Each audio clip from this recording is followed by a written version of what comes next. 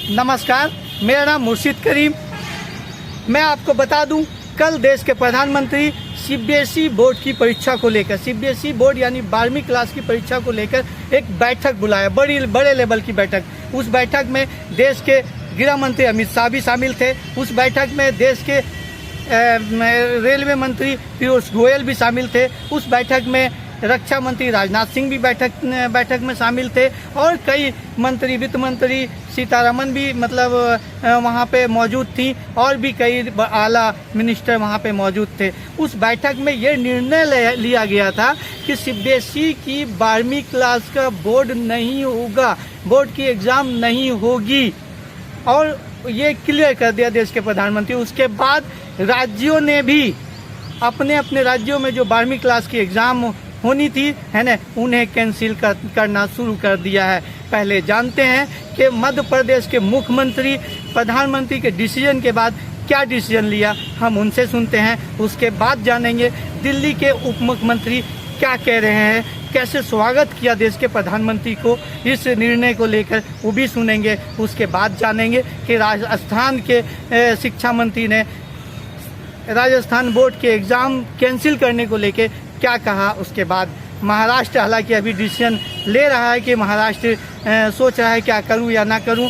उसी तरह आप हरियाणा के शिक्षा मंत्री को भी जानेंगे, उसने भी बोर्ड 12वीं क्लास की परीक्षा को लेकर क्या निर्णय लिया है। यूपी के भी शिक्षा मंत्री को भी सुनेंगे।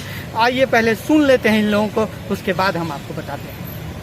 12वीं बोर्ड की परीक्षाएं इस वर्ष आयोजित नहीं की जाएंगी। बच्चों की जिंदगी हमारी अनमोल है। कैरियर की चिंता हम बाद में कर लेंगे। इस समय बच्चों पर, जब वो कोरोना का संकट झेल रहे हैं, पूरा देश और प्रदेश झेल रहा है, परीक्षाओं का मानसिक बोझ डालना कतई उचित नहीं है। 12वीं बोर्ड के रिजल्ट किस प्रकार आगे आएंगे, ये तय करने के लिए हमने अपने मंत्रियों का एक समूह बना दिया है, जो विशेषज्ञों से चर्चा करने के बाद आंतरिक मूल्यांकन या अन्य आधारों का विचार करके रिजल्ट्स का तरीका तय करेगा।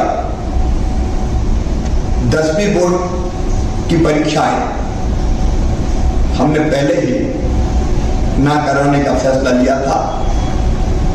10वीं के बच्चों को आंतरिक मूल्यांकन के आधार पर 10वीं के बच्चों का परिणाम।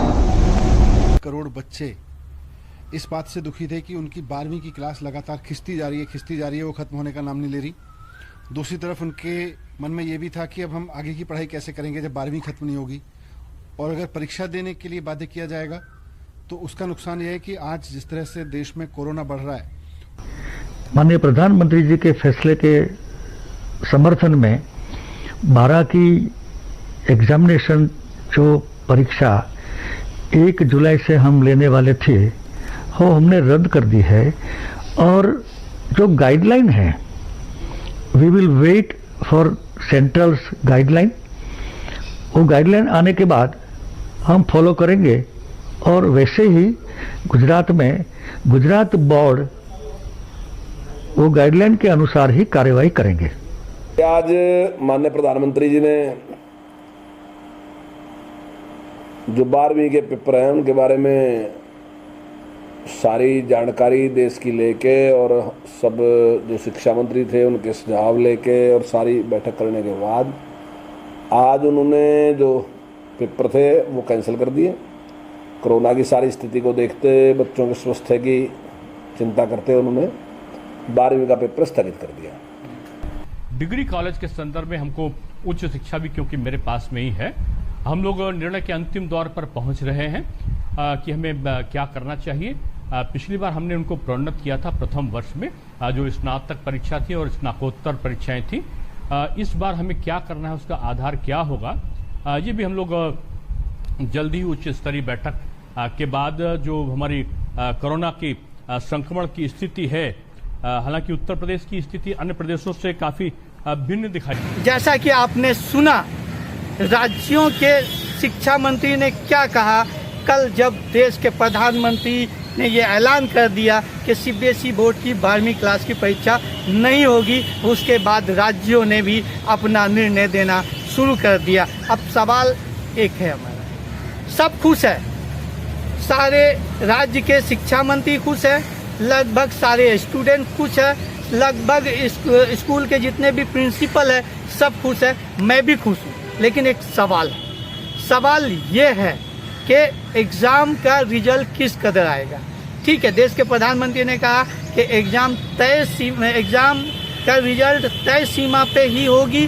दूसरी बात उन्होंने कहा कि 10वीं 11वीं को देखते हुए रिजल्ट बनाया जाएगा, और उन्होंने ये भी कहा कि इस रिजल्ट से जो संतुष्ट नहीं होंगे है ना, वो पुनः एग्ज़ाम दे सकते हैं हालात ठीक होने के बाद, कोरोना 19 की हालात ठीक होने के बाद। अब सवाल ये है कि रिजल्ट के बाद कॉलेज में एडमिशन के लिए बड़े बड़े कॉलेजों में ग्रेड देखा जाता था, परसेंटेज देखा जाता था, कितना परसेंट किसने लाया। 99 के बाद, एक एग्जाम्पल के तौर पे कह रहा हूँ, 99 के बाद 90 तक को साइंस मिलते थे, 90 के बाद कॉमर्स लेके चलते थे, और उसके बाद आर्ट्स लेके चलते थे।